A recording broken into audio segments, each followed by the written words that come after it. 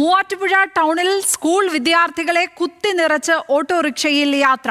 കമ്പിയിൽ തൂങ്ങി വിദ്യാർത്ഥി യാത്ര ചെയ്യുന്ന ഞെട്ടിക്കുന്ന ദൃശ്യങ്ങൾ പുറത്ത്. വിദ്യാർത്ഥികളെ കുത്തി നിറച്ചുള്ള യാത്ര പോലീസ് സ്റ്റേഷന് മുന്നിലൂടെയാണ്. പോലീസ് സ്റ്റേഷന്റെ ഫ്രണ്ടിൽ കൂടെ ഓട്ടോക്കാർ ഇങ്ങനെ കാണിക്കും. നോക്ക്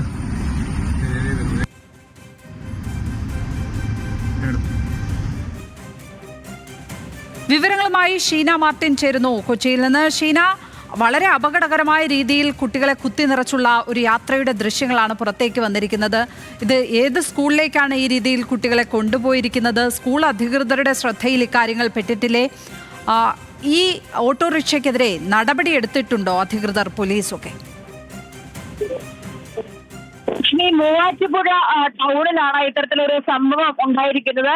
സ്കൂൾ തുറക്കുന്നതിന് മുൻപ് തന്നെ മോട്ടോർ വാഹന വകുപ്പിന്റെ പ്രത്യേക ക്ലാസുകൾ, അതായത് സ്കൂളിലേക്ക് യാത്ര തിരിക്കുന്ന അല്ലെങ്കിൽ സ്കൂളിലേക്ക് ഓട്ടം നടത്തുന്ന എല്ലാ ഡ്രൈവർമാർക്കും പ്രത്യേകമായ ക്ലാസും കൗൺസിലിങ്ങിനും ഒക്കെ ശേഷമാണ് സ്കൂളുകളിലേക്ക് ട്രിപ്പ് എടുക്കുന്നതിന് തന്നെയുള്ള അനുവാദം നൽകിയിരുന്നത്. പക്ഷേ ഇന്ന് പുറത്തു വന്ന ദൃശ്യങ്ങളിൽ നിന്ന് വ്യക്തമാവുന്ന കാര്യം, ഈ ഓട്ടോറിക്ഷകളിൽ, സ്വകാര്യ വാഹനങ്ങളിൽ വിദ്യാർത്ഥികളെ സ്കൂളുകളിലേക്ക് അയക്കുന്ന മാതാപിതാക്കൾ പലരും ഇത് സ്കൂളിനെ അറിയിച്ചിട്ടില്ല എന്നുള്ള വിവരമാണ് ഇപ്പോൾ ഏറ്റവും പുതുതായി ലഭിക്കുന്നത്. അതായത് സ്കൂളിലേക്ക്, ആ ഒരു സ്കൂളിലേക്ക് എത്രത്തോളം വാഹനങ്ങൾ വരുന്നുണ്ട്, അത് ഏതൊക്കെ പ്രൈവറ്റ് വാഹനങ്ങളാണ് വരുന്നത് എന്ന് സ്കൂൾ അധികൃതർക്ക് പോലും വ്യക്തമായ അറിവില്ലാത്ത ഒരു സാഹചര്യമാണുള്ളത്. ഈ ദൃശ്യത്തിൽ കാണുന്നത് പോലെ സ്കൂൾ വിദ്യാർത്ഥികളെ കുത്തി നിറച്ച് യാതൊരു സുരക്ഷാ മാനദണ്ഡങ്ങളും പാലിക്കാതെ വിദ്യാർത്ഥികളുമായി സ്കൂൾ നടത്തുന്ന നിരവധി വാഹനങ്ങൾ നിരത്തിലുണ്ടെന്ന് മനസ്സിലാക്കാൻ സാധിക്കുന്നുണ്ട്.